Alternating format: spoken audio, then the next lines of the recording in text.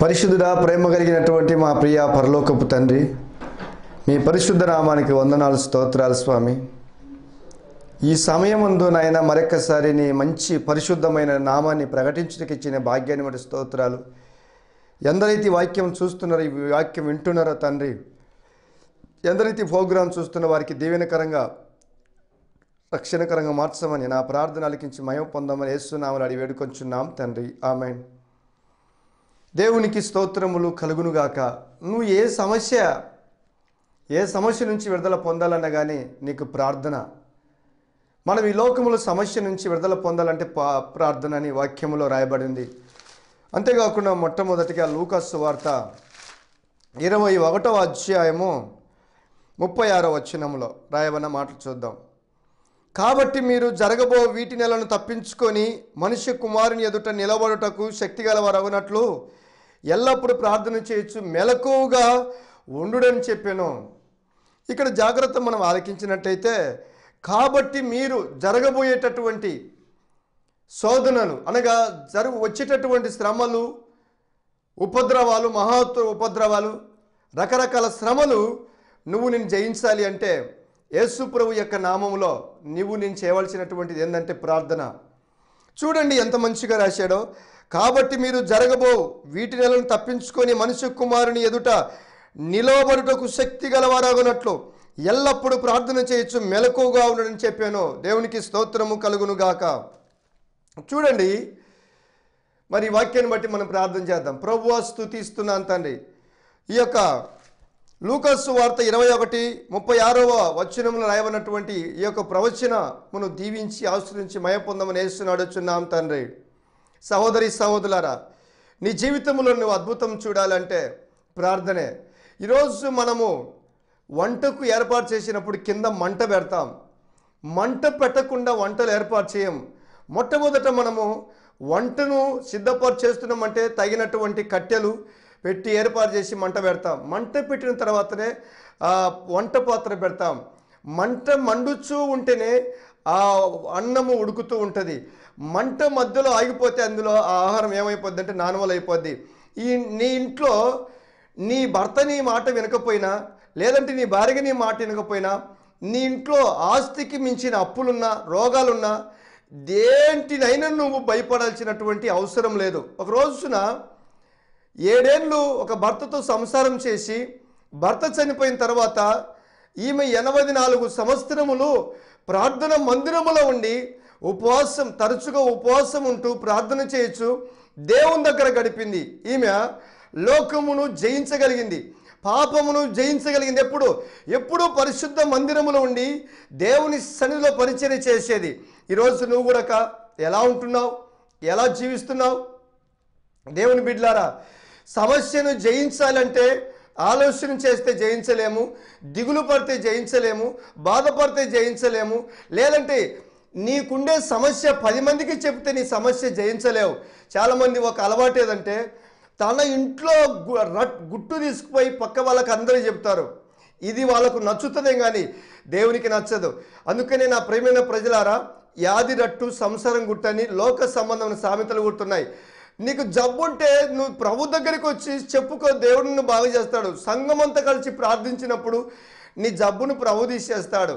కానీ నీ ఇంట్లో నీ కోడల జీవితం, నీ కొడుకు జీవితం, నీ భర్త జీవితం, నీ భార్య జీవితము ఇంట్లో బాగలేనప్పుడు నువ్వు 10 మందికి చెప్తే దీన్ని బట్టి నువ్వు నీ కుటుంబాన్ని ఏలన చేసుకుంటున్నావు. అందుకనే ప్రభు ఏం చెప్పాడు? జరగబో వాటి నెలను తప్పించుకొని మనుష్య కుమారుని ఎదుట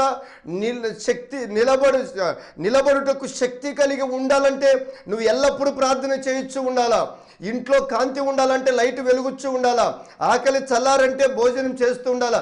దాహం తీరాలంటే నీరు తాగాల. అందుకనే ఈ లోకంలో మనము ఎల్లప్పుడూ ప్రార్థన చేయొచ్చు ఉండాలా. దేవునికి స్తోత్రం. అందుకనే ప్రార్థన చేసేటప్పుడు మత్తయి సువార్త 6వ అధ్యాయం 6వ వచనంలో 6వ వచనం నుండి 9వ వచనంలో కొన్ని మాటలు ఉన్నాయి. నీవు ప్రార్థన చేయనప్పుడు నీ గదిలోనికి వెళ్ళి తలుపు వేసుకొని రహస్యమందు చూచుచున్న నీ తండ్రికి ప్రార్థించుము. ఏ సమస్య కానీ సమస్య రీతి ఉండకుండా ఉండాలంటే నువ్వు ప్రార్థించాలా. ఇది లేదు, పొద్దున్న లేస్తే ఆ కుటుంబాలకు ఈ కుటుంబాలకు వెళ్ళిపోయి లేనిపోని గజ్జి మాటలు మాట్లాడుతుంటారు. ఇది మీకు తగుతుందేమో, దేవునికి తగదు. దేవుని దగ్గర సమస్యగా ఉండదు. ఒకరోజు కానా అనే ఒక పట్టణంలో ద్రాక్షరసం అయిపోయింది. అక్కడ ఉన్నటువంటి ఆ పెళ్లికి అతిథులు ఎంతో మంది ఉన్నారు, వాళ్ళకు పోయాలి, ద్రాక్షరసం అయిపోయింది. కానీ మరియమ్మ దగ్గరికి వచ్చినప్పుడు, అమ్మా మరి ఈ పరిస్థితి అంటే, అప్పుడు మరియమ్మ యేసయ్య దగ్గరికి వెళ్ళండి, యేసుప్రభు దగ్గరికి వెళ్ళండి, ఆయన ఏమి చెబుతాడోది చేయండి మీరు, అంతే. దేవుని స్తోత్రం. అరణ్యములో మన్నాను కురిపించిన దేవుడు, పగలు మేఘస్తంభం, రాత్రి అగ్నిస్తంభం, వాళ్ళకు మాంసం కావాలంటే పూరేళ్ళు పంపించిండు. ఐగుప్తులో రకరకాల శ్రమలు పెట్టి దేవుని ప్రజలంటే ఐగుప్తు గడగడ వణికి మీరు బయటికి వెళితేనే మేము బాగుంటామని చెప్పి వాళ్ళు ఊరికి రాలేదు. ఆస్తులతో, వెండితో, బంగారుతో, ధన సమృద్ధితో వాళ్ళు ఐగుప్తు నుంచి బయటకు వచ్చారు. మన దేవుడు రోషము కలిగిన దేవుడు. నీవు రోషము కలిగి ఉండాలా. హీన జాతిగా, పనికిరాని రీతిలో, దరిద్రంగా పొద్దున్నేస్తే ఈ కుటుంబాలకు ఆ కుటుంబాలకు వెళ్ళిపోయి నీ కుటుంబం గురించి చెబుతావే. నీ కుటుంబంలో బాగలేకపోతే ఇంకా పక్క కుటుంబాలు రక్షణ పొందుకోవాలా? మత్తయి సువార్త కీర్తన గ్రంథం 34:19 నీతిమంతులకు కలుగు ఆపదలు అనేకములు. యెరూషలేము పట్టణం ఉంది, దాదాపు 16-17 సార్లు నాశనమైపోయింది పట్టణం. ఎందుకంటే మనుషులు నివసించుటకు యోగ్యమైన పట్టణము, ఒక గుండె లాంటిది, ఒక గుండు లాంటిది యెరూషలేము పట్టణము. మనుషులు జీవించుటకు యోగ్యమైనటువంటి ఆ గ్రామం, దాదాపు సముద్ర మట్టానికి 2000 అడుగుల పైన ఉన్నటువంటి ఆ గ్రామం మంచి ఆహ్లాదకరమైంది, మంచి ఊరు. ఆ ఊరును స్వాధీనపరచుకొని ఎన్నోసార్లు ఆ గ్రామం నాశనం చేశారు. కానీ ఈరోజు నేను చెబుతున్నాను, యెరూషలేము నాశనం చేసినట్టుగా నీ కుటుంబం నాశనం చేయటకు సైతానుగాడు రెడీగా ఉన్నాడు. రోషము కలిగి ప్రభువు నామములో ప్రార్థించు, సైతాను జయించే శక్తి నీకు ఇవ్వబోతున్నాడు. ఈరోజు శిలువ మరణము ద్వారా సైతాను యొక్క తలను యేసు ప్రభు యేసయ్య చితకబడాడు. వాడు చచ్చిపోయాడు.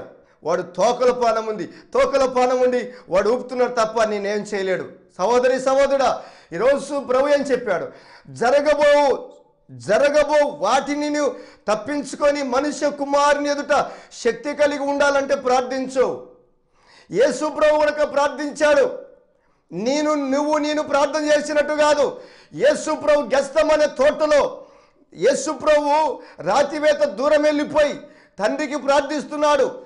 ఆయన ప్రార్థన చేస్తున్నప్పుడు రక్తము చెమట బిందువులలో రక్తముగా మారునంతగా ప్రార్థిస్తున్నాడు. ఆయన ప్రార్థిస్తున్నాడు, వేదనతో ప్రార్థిస్తున్నాడు. కండ్లలో నీళ్లు బయటకు వస్తున్నాయి, దేహమంతా పగిలి రోమములలో రక్తం బయటకు వస్తుంది. అంతేకాకుండా ఆయన చేసే ప్రార్థన ఒక సామాన్యమైన ప్రార్థన కాదు. ఈరోజు నేను ఎలా ప్రార్థిస్తున్నాం? మనం ప్రార్థన చేస్తున్నావా? ఎప్పుడు సమస్య చెప్పుకుంటాం, సమస్య వైపు చూస్తాం, రోగం వైపు చూస్తాం, అప్పుల వైపు చూస్తాం, బాధల వైపు చూస్తాం. అయ్యో ఆ శత్రువు నన్ను ఏం చేస్తాడో. శత్రువు నిన్ను నాశనం చేసే ముందు దేవుడు అధికారం ఇవ్వాల. ముందు దేవునికి స్తోత్రములు కలుగును గాక. దేవుడు అధికారం ఇవ్వకుండా పొర్రపాట్లో శత్రువు నిన్ను ఏం చేయలేడు. దేవునికి స్తోత్రము కలుగును గాక. ఏమండి దేవుని ప్రజలారా, మరి ఈ రీతిగా మీరు శ్రమను జయించాలా అంటే ప్రార్థన. అందుకనే ప్రభువు అన్నాడు మత్తయి సువార్త 18:18, మీరు వేటిని భూమి మీద బంధిస్తారో అవి పరలోకంలో బంధిస్తాను. ఇదిగో మనకు పరలోకపు తాళపు చెవి దేవుడు మనకిచ్చాడు. మీరు భూమి మీద వేటిని విప్పుతారో అవి పరలోకలు విప్పుతాను. భూమి మీద మీరు ఎవరికి క్షమిస్తారో వారిని పరలోకలు క్షమిస్తాను. భూమి మీద ఎవరికి మీరు స్వస్థత ప్రార్థన చేస్తారో పరలోకంలో వాళ్ళు స్వస్థత కలిగినట్టుగా నేను చేస్తాను. భూమి మీద మీరు చనిపోయిన వ్యక్తిని బ్రతికించాలనుకుంటున్నారా? ప్రార్థించండి. నేను పరలోకం తండ్రి దగ్గర కుడిపార్శ్వన ఉన్నాను, నేను ప్రార్థిస్తాను, వాడు బ్రతికిపోతాడు.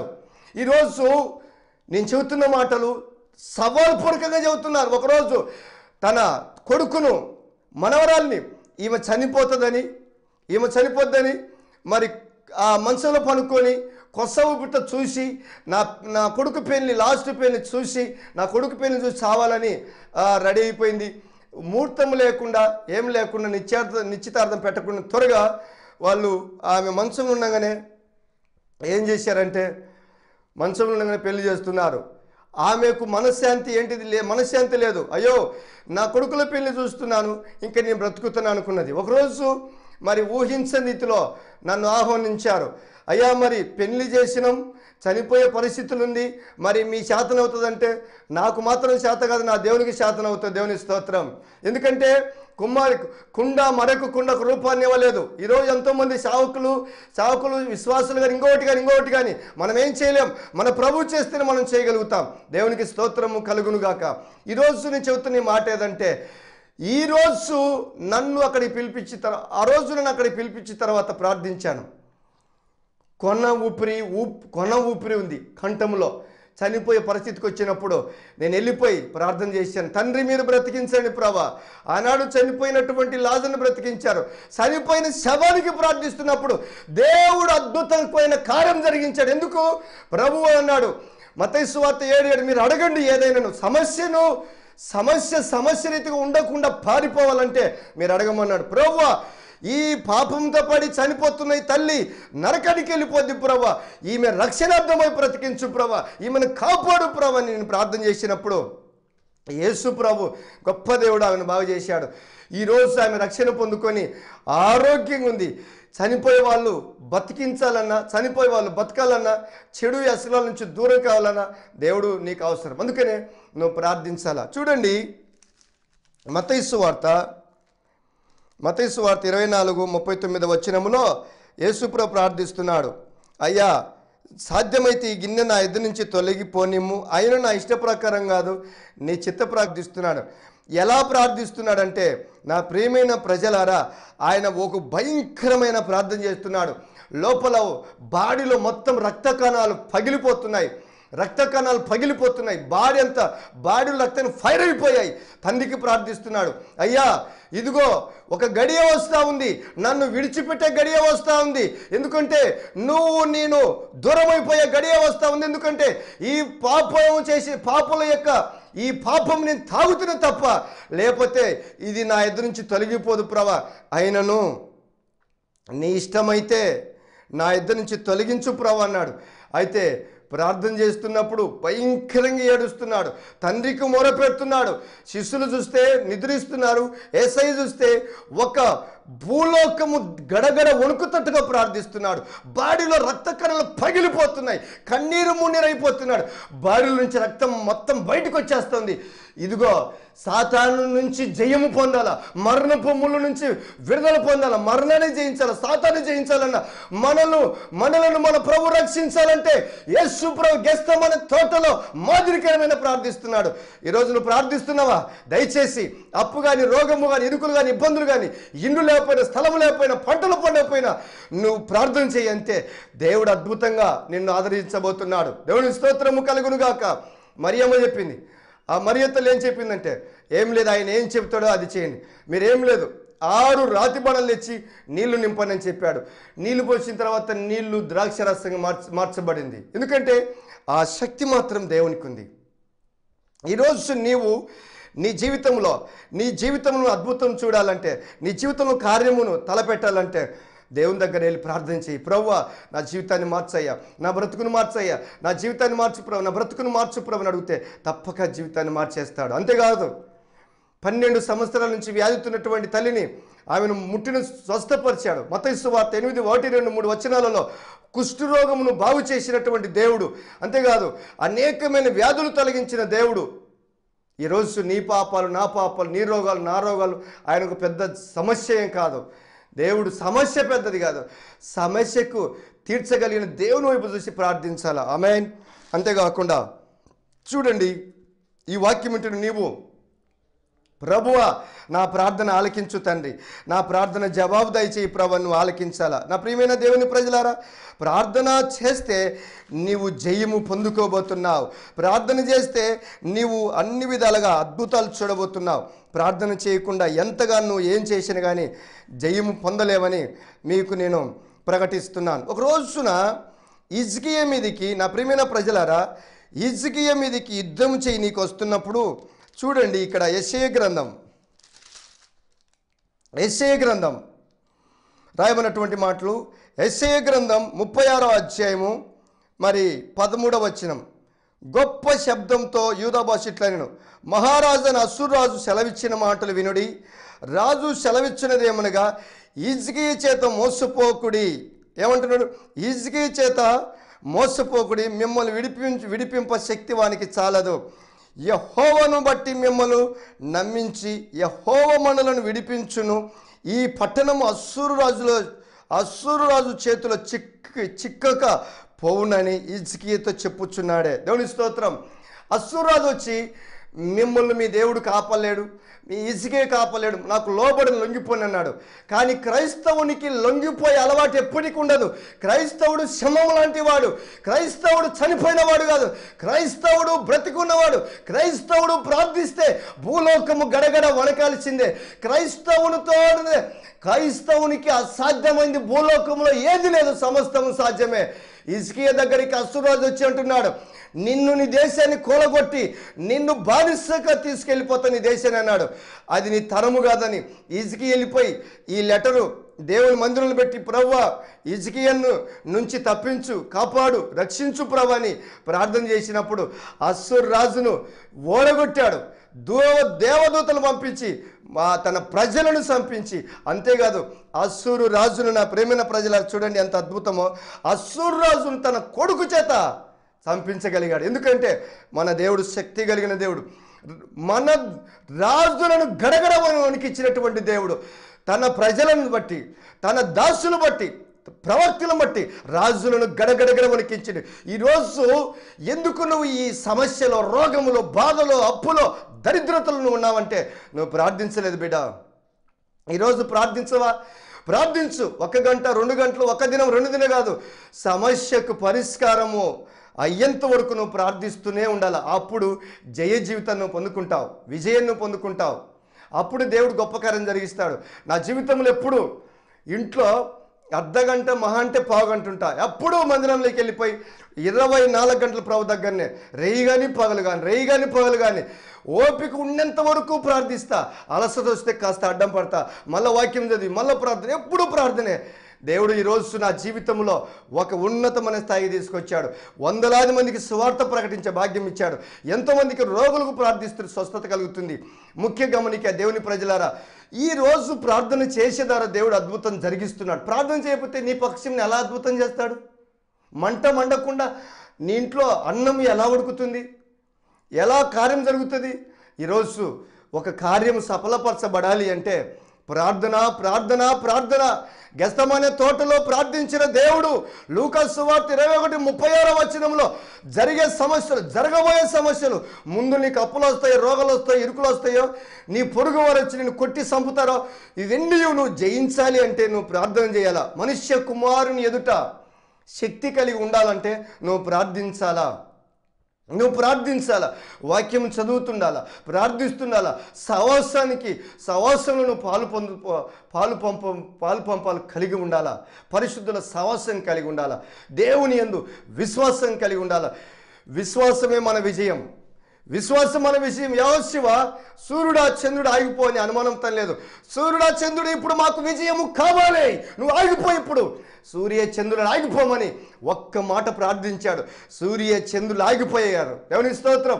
మోసే ఒక్కటే దెబ్బతో సముద్రం ఒక కర్రతో సముద్రం మీద కొట్టగానే సముద్రం అంతా రహదారిగా మార్చబడింది.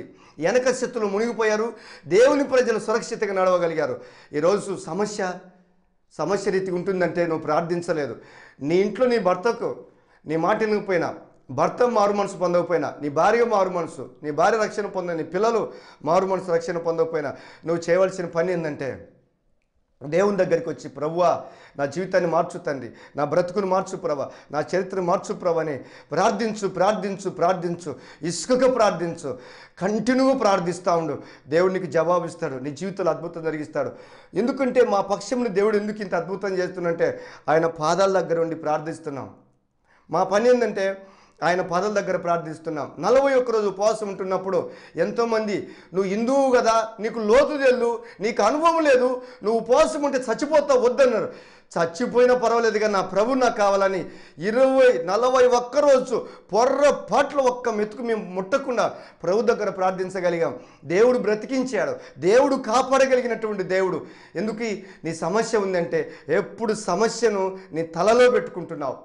సమస్యను నీ తలలో పెట్టుకుంటే నీ తల చెడిపోద్ది తప్ప నీ సమస్యకు పరిష్కారం కావదు. ఈ రోజు నుంచైనా నీ సమస్య, నీ దిగులు, నీ బాధ ఇవన్నీ పక్కన పెట్టి ప్రభువా నా జీవితాన్ని మార్చయ్యని దేవుని దగ్గరికి వస్తే సమస్యను తొలగిస్తాడు. హిజ్కియా ఏం చేయలేదు, మందిరానికి వెళ్ళిపోయి లెటర్ పట్టుకొని ప్రార్థించిండు, అశ్షూరాజును ఓడించిండు. ద్రాక్షరసం అయిపోయినప్పుడు మరేమేం చెప్పింది, మీరు వెళ్ళిపోయి యేసుప్రభు ఏం చెప్తాడో అది చెయ్యండి అని. రాతి బాణంలో నీళ్ళు పోయమని చెప్తే ద్రాక్షరసం మార్చబడ్డాయి. ఈరోజు యేసుప్రభు నాకు నీకేం చెబుతుందంటే, ఏ సమస్యన కానీ ఇంకా సమస్య జరిగిపోయిన దాని గురించి ఆలోచన చేయవద్దు, జరగవలసిన దాని గురించి నువ్వు ఆలోచన చేయవద్దు. నువ్వు ప్రార్థించు, ఏది ఇవాళ ఏది జరిగించని ప్రభు జరిగిస్తాడు. అంతేకాకుండా ముఖ్యమైనటువంటి మన విజ్ఞప్తి ఏదంటే, నా ప్రియమైన ప్రజలారా, హెచ్ఐవి రోగానికి మందు లేదు. చూడండి, హెచ్ఐవి రోగం చేత ఎందరైతే బాధపడుతున్నారు మీ ఇళ్లలో, హెచ్ఐవి రోగానికి బానిస అయిపోయారో, హెచ్ఐవి రోగం ఉన్నా, హార్ట్ స్ట్రోక్ వచ్చినా, లేకపోతే క్యాన్సర్స్ గడ్డలున్నా, రకరకాల జబ్బులున్న, దయ్యాలు, భూతాలు, మంత్రశక్తుల చేత బాధపడుతున్నా, శుక్రవారము ఉదయము 8 గంటలకే మరి శక్తివంతమైన రీతిలో ప్రభు శక్తివంతమైన స్తుతి ఆరాధన స్టార్ట్ కాబోతుంది. మీరందరూ రండి. ప్రతి శుక్రవారం వందలాది మంది స్వస్థత పొందుకొని దీవించబడుతున్నారు. హెచ్ఐవి రోగానికి మందే లేదు. మరి నంద్యాల మండలం నుంచి రాజశేఖర్ రెడ్డి మరి భారతి వారిద్దరూ మరి హెచ్ఐవి జబ్బుతో మా దగ్గరికి వచ్చినప్పుడు ప్రభు దగ్గర, తండ్రి మీరు బాగు చేయండి ప్రభు అన్నప్పుడు దేవుడు వారి హెచ్ఐవి రోగం తీసేశాడు. మరి వైఎస్ఆర్ జిల్లా పులివెందుల పట్టణం నుంచి మరి గెద్దలూరుకి వచ్చినప్పుడు కుమారి, ఆమె పేరు కుమారి, హెచ్ఐవి జబ్బుతో వచ్చింది. మరి ప్రార్థన చేసినప్పుడు రిపోర్ట్ నార్మల్ వచ్చేసింది. హెచ్ఐవి జబ్బు చేత, అప్పుల చేత, రోగముల చేత ఉన్నారా, లేకపోతే రకరకాల శుద్ర శక్తుల చేత మీరు కట్టబడ్డారా? రండి. మత్తయి సువార్త 21:1-2 వచ్చిన గాడిద కట్లు విప్పినట్టుగా నీ రోగపు కట్లు విప్పుటకు యేసుకు మాత్రమే సాధ్యం. అందులో ఒక దైవ సేవకునిగా నేను ప్రకటిస్తున్న మాట ఏదంటే, తప్పక నమ్ముట నీవైతే నమ్మువానికి సమస్తము సాధ్యం. నా ప్రియమైన ప్రజలారా, ఎందుకు నువ్వు భయపడుతున్నావు? కొలస్సీ 4:13 నన్ను బలపరచు అని నేను సమస్తం చేయగలుగుతాను. ప్రార్థించు, స్తుతించు, దేవుని గణపరచు, విజ్ఞాపన ప్రార్థన, కన్నీటి ప్రార్థన, వేదనతో, రోదనతో ప్రార్థించు. దేవుడు అప్పుడు నీ జీవితంలో అద్భుతం చేయబోతున్నాడు. ఈ వ్యాధులున్న వారు ఇప్పుడే మా యొక్క టీవీలో ఈ స్క్రీన్ నెంబర్ మీద ఫోన్ నెంబర్ కనిపిస్తుంది. ఈ నెంబర్ చూసి వెంటనే మాకు సంప్రదించండి. కుటుంబ సమేతంగా ఉదయాన్నే 8 గంటలకు స్తుతి శక్తివంతమైన ఆరాధన స్టార్ట్ అవుతుంది. ఎంతోమంది ఇప్పటికిప్పటికి వస్తున్నారు. మీరు మా నెంబరు తీసుకొని మాకు ఫోన్ చేయండి. మీరు గిద్దులు దిగిన తర్వాత మా అడ్రస్ చెబుతాం. మరి మంత్రగాళ్ళకు చేతబడేసేటటువంటి వాళ్ళకు సవాలు పూర్వకంగా, నీ మంత్రశక్తుల కూలగొట్టకు, నా దేవుడు సామర్థ్యుడు. మంత్రాలు వేసేటటువంటి వాళ్ళారా, ఇదిగో చేతబడేసేటటువంటి వాళ్ళారా, మీరిప్పుడు మారు మనసు పొంది యేసు దగ్గరికి రావాలని నేను విజ్ఞప్తి చేస్తున్నాను. ఎలాంటి మంత్రశక్తులైనను నా దేవుని దగ్గర అవి వర్ధిలవని నేను క్రీస్తు పేట ప్రకటిస్తున్నాను. చనిపోయి తిరిగి లేచిన యేసును ప్రకటిస్తున్నాను ఈరోజు. ఇదిగో భూలోకాన్ని తల్లకిందులు చేసే దేవుడు, చరిత్రను 2గా మార్చిన దేవుడు నా దేవుడు. చనిపోయి సమాధిలో లేడు, ఆయన తిరిగి లేచాడు. నిశ్చటకు మాత్రమే వ్యాధులతో, రోగముల చేత, బాధల చేత ఉన్నారా? అయితే కదిలి రండి. ఇంకా కుటుంబ సమేతంగా దైవాశీర్వాదాలు పొంది ప్రభు రాజ్యాన్ని సిద్ధపడకండి. ప్రార్థిస్తా. తండ్రి, మీకు వందనాలు తండ్రి. విత్తబడిన వాక్యాన్ని నీరు కట్టి ఫలింపచేయండి. జరగబో వాటి నెలను, ఇరుకులు కానీ, ఇబ్బందులు కానీ, మరణం కానీ, రోగం కానీ, అప్పులు కానీ, బాధలు కానీ, శత్రు కానీ ఏవెన్నను ప్రభువా, సమస్య ఏదైనాను ప్రార్థిస్తే సమస్యకు పరిష్కారం అవుతుందని చెప్పావు. గెస్తమనే తోటలో మీరు ప్రార్థించినటువంటి అనుభవాలు జ్ఞాపకం చేసుకున్నాం. తండ్రి, నువ్వు ప్రార్థిస్తున్నప్పుడు తండ్రి నైనా నీకు స్తోత్రాలయ్యా. రక్త కణాలు బ్లాస్ట్ అవుతున్నట్టుగా ప్రార్థించావు తండ్రి. చెమట రక్తముగా మారునంతగా ప్రార్థించావు ప్రభువా. ఇదిగో కుటుంబములలో మంత్రశక్తులు శుద్ధ శక్తులు యేసునామమున పేలైపోను గాక. మారు మనసు లేని వారు మారు మనసు పొందుగాక. ప్రతి హృదయము మండే గుండెగా మార్చు ప్రభా. రాతి గుండెను పగలగొట్టి మాంస గుండె ప్రభా. ఆనాడు గొడ్డలు మునిగిపోయినప్పుడు తండ్రి ఇదిగో ఆ గొడ్డలు పైకి లేవనెత్తున్నట్టుగా ఇనుప గుండెలను మార్చి మాంస గుండె దయచేయి ప్రభా. ఎందరైతే స్వస్థత కోసం బాధలలో ఉన్నారు తండ్రి, స్వస్థపరచు. ఆర్థికంగా, ఆరోగ్యపరంగా, సమాధానపరంగా అన్ని విధాలు ఆదుకో తండ్రి. నీకు స్తోత్రాలు తండ్రి. యేసు ప్రభా మీకు స్తోత్రాలు తండ్రి. సహోదరి సహోదరులారా, ఈ రోజు నుంచి మీరు ప్రార్థన ప్రారంభించండి. తండ్రి నీకు స్తోత్రాలు. స్వస్థత, రక్షణ, దీవెనతో నింపమని, అన్ని విధాల గొడ్డలు దయచేయమని యేసు నామములో అడిగి వేడుకొంచున్నాం తండ్రి. ఆమెన్. వందనాలు. నాకైతే కట్టు నుంచి ఆపరేషన్ చేయాలా అంటున్నారు. అప్పుడు మా పెద్ద సినిమా ఫోన్ చేసి ఇక్కడ వెంకటాపురం తీసుకురండి బాగా అవుతుంది కానీ అవి మీ సత్తగా బతుకుతుంది నమ్మకం అయితే లేదు. ఇక్కడ తీసుకురండి అంటే అన్న కాడికి వచ్చినాక బాగా అయింది. 3 ఏళ్ళు అయింది, ఇప్పటికి లేదు కడుపు నొప్పి. మేము బతకడానికి తెలంగాణ పోయినాం పనికి. 2 నెలల నుంచి ఇక్కడికి రాలే నేను మందిరానికి. ఆయన మేర్చిరి రానియలే, ఇష్టమ్మ సుగ్గురు రానియలే. రానియకుంటే మా ఆయన పురుగు పుట్టినది. అన్న ప్రార్థన చేసినాక తగ్గినది. ఇంకా తర్వాత నాకు కడుపులో నొప్పి ఊరువైంది. ఇంకా అప్పటి నుంచి నొప్పి ఊరు అంటే నేను బతకనీరుంటే చనిపోతాను, పిల్లలను కూడా చూలేను అన్న. అంటే రానియలే మేర్చిరి. హాస్పిటల్ డబ్బులు ఇలా రానియకుంటే మేచిరి మీద కుదులాడి నా భార్య బాగలేదు ఎట్టా అంటే నేను పోనీయను, అప్పు తీరదాక 36,000 అప్పు ఉంది. ఎప్పుడు దేవుడికి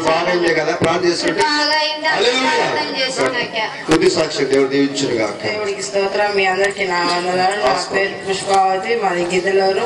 మా అమ్మాయికి తలలో గడ్డలు ఉండి ఫిట్స్ ఉన్నది. మేము గిద్దలూరులో, నంద్యాలలో, కర్నూలు, గుంటూరులో అంతలాగా చూపించినాము.